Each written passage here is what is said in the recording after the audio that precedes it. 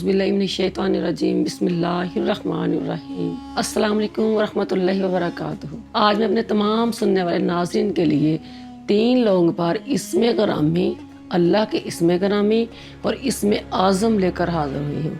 जब अल्लाह के इसमें ग़रामी के साथ इसमें आज़म लगा कर पढ़ा जाए तो उसकी ताकत बढ़ जाती है।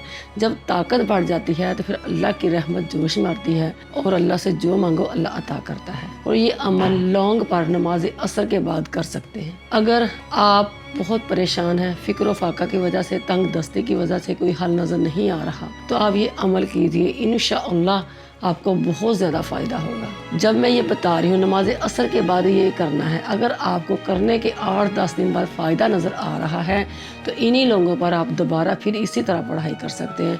इंशाअल्लाह आपको बहुत ज़्यादा फ़ायदा होगा।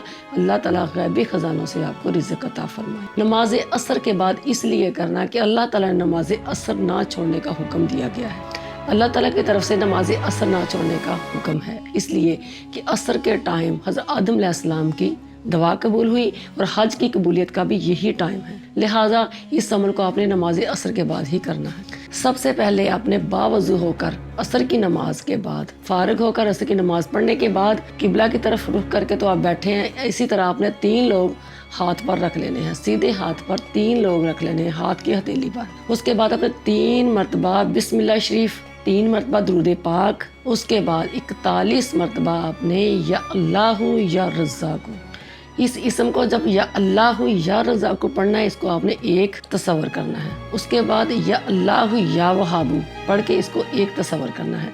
41 मरतबा या अल्लाहु या रज़्ज़ाक़ु, 41 मरतबा या अल्लाहु या वहाबु। उसके बाद आपने 41 मरतबा अलिफ लाम मीम अल्लाहु ला इलाहा इल्ला हुवल हय्युल क़य्यूम 41 मरतबा।